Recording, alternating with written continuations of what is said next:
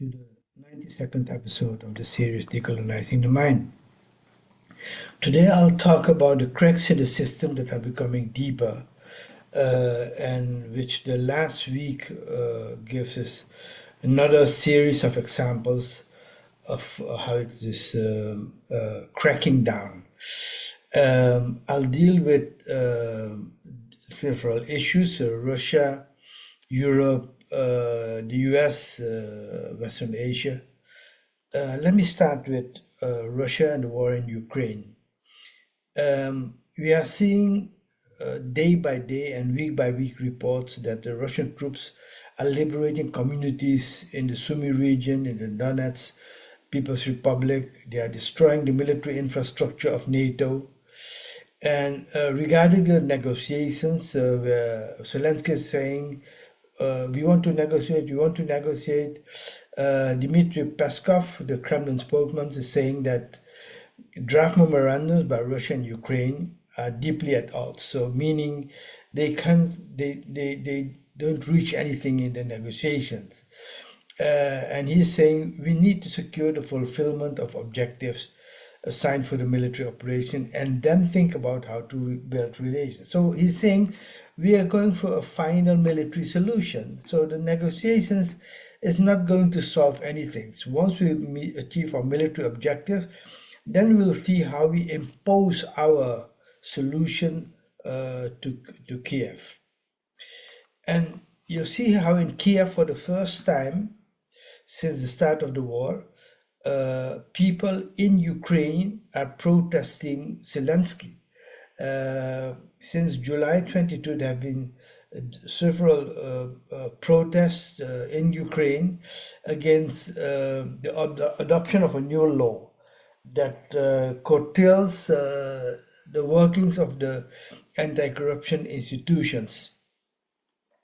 And Zelensky wants these institutions under his full control. Ukraine is one of the most corrupt countries, so a lot of people is getting a lot of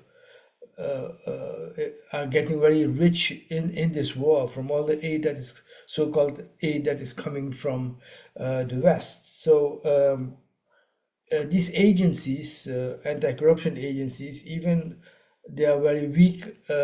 Still, Zelensky wants to control them, and for the first time, you see people on the street. This is a sign on the wall, meaning that in the coming months, we'll see Ukraine losing in the military field. The negotiations go nowhere, and at the end of the day, a military solution will be imposed by Russia. And then Europe. For the first time, we see King Philip of Belgium saying, I stand with all those who denounce the grave humanitarian abuses in Gaza, where innocent civilians trapped in the enclave are dying of hunger and being killed by bombs. And he added, the current situation has dragged on for far too long. It's a disgrace to humanity. This is the Belgian king, normally a very conservative guy. So what is he reacting to? Not to his conscience.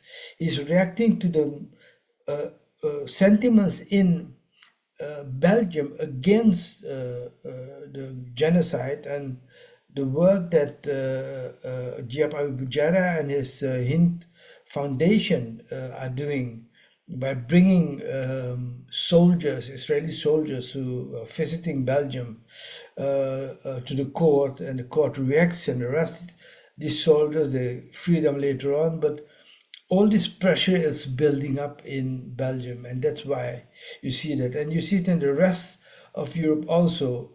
The leaders of France, Britain, and Germany, the A3, called last Friday for an end to the war in Gaza through an immediate ceasefire, and they were committed to supporting diplomatic efforts. These are just words, you know. And they are saying the humanitarian catastrophe that we are witnessing must end now. Again, words, words, words. So France is, looking to recognize Palestine, and then Italian President Meloni says, if something doesn't exist, you can't recognize this. Such a stupid woman, and 147 of the 193 members of the UN already have recognized Palestine, which encompasses the occupied West Bank and East Jerusalem and the Gaza Strip. It's already there. She doesn't know, not even history, she doesn't know the current situation. So now France has announced that in September at the United Nations General Assembly, they will join the other nations in recognitions, and the media present this as a great thing, and not as the 148 nation to recognize it.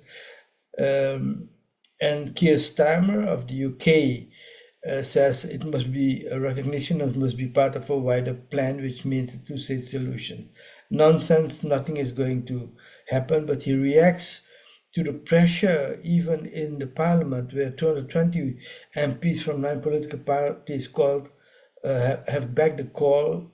Half of them are for Labour for the recognition of Palestine. And so, but Starmer isn't going to do much, and the recognition isn't going to do much to change the situation on the ground. Interesting is, so you see the pressure from below, and in the UK, that pressure even led to the forming of a new party. Jeremy Corbyn and Coventry South MP Sarah Sultana has announced the formation of a new political party, saying that it's rooted in the communities, trade unions, and social movements. And one of the social movements, obviously, is the Palestinian Solidarity Movement.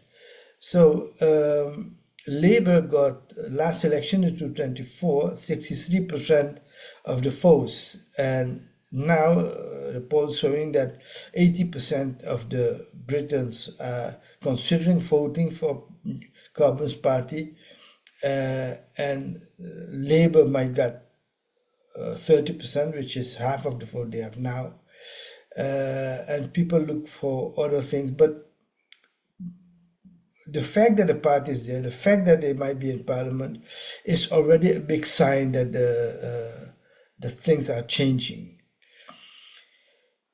And then the other abominable sign of how Europe is falling apart is their cowardice toward the US. They had Trump had announced tariffs, 30% tariffs.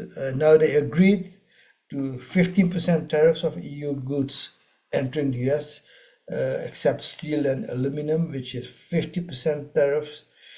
EU agrees to buy 715 billion worth of energy from the US and invest 600 billion more in the US. And all the countries of the EU will be open to trade with the United States without any tariffs. And they have agreed to purchase a vast amount of military equipment. So this is Europe completely submissive to the US, and that will lead to resistance in Europe, of which you see part of it in the UK. So the cracks in the system in the US, you saw it already in Trump. Trump was part of that expression that the old system doesn't hold, and it gets the extreme right to power. But you see an interesting development in New York municipality. There's Sohran Kwame Mamdani, who is described as a Shia Muslim member of the Democratic Party, the Democratic Socialists of America. He won the Democratic nomination, defeating former government Andrew Cuomo in the June 2025 primary in the Democratic Party. The elections for the mayor is scheduled for November 4, and Cuomo now runs as independent. We'll see how that goes. You see the situation in Europe and in the world, in America, getting worse, and citizens are afraid. An opinion poll says that people fear that in 5 to 10 years a third world war will break out. 55% of the French, 50% of the Spanish, 46 of the Italians, 45 of the Americans, 41 of the British, 41 of the Germans. Almost half of the people think we are going to envision World War III. And then an interesting thing is that Prime Minister Ibrahim from Malaysia said that his country is preparing a draft resolution for the UN General Assembly that proposes that Israel should be removed as a member of the UN. This is an interesting thing. So if this comes around, that will be a great thing. But the idea itself is a very powerful idea that you can tell the UN that they should kick Israel out. We'll see how that goes. Then the other thing, the last few 2-3 weeks, we see reports in the Israeli press, day by day, 1, 2, 3 soldiers killed in Gaza. Gaza, which everybody thought that Hamas was destroyed and that Hamas was gone, but Hamas is alive and kicking, and the resistance is growing.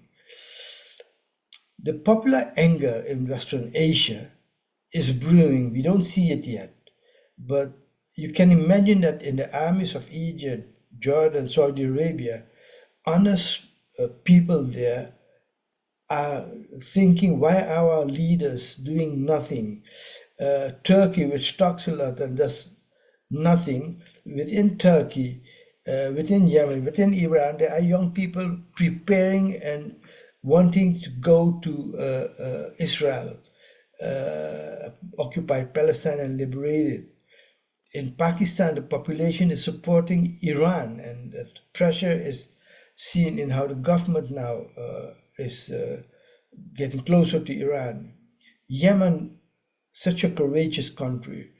Yemen, Ansarallah says it will attack any ships from any company interacting with Israeli ports, regardless of the destination and the country to which it belongs. And all actions against Yemen failed. The Israeli and the US bombardment didn't stop it, and the purpose of the US bombardment was to stop Ansar Allah. Leader Saeed Abdul Malik al-Houthi has called on Arab states to open passageways for our people to Israel so that Yemen can mobilize in hundreds of thousands in support of Gaza. So if he is talking openly, why don't we organize an army that invades occupied Palestine to liberate it? What are people thinking who are not in the leadership? So we'll see the underlying current of the world, new world order arising. We see the division in Europe and US on Palestine, on China, on tariffs. We see the political instability where Republican Party, which was captured by Trump and MAGA. You see that there are people in the MAGA movement voicing critique of Trump. You see the Democratic Party under pressure of the Mamdani types. New international organizations is coming up. BRICS, SCO, and the old one are crumbling, like the International Atomic Agency, the International Court of Justice, the United Nations, UNESCO. They are failing. So that is where we are now. And we'll see how that goes. Thank you for your attention.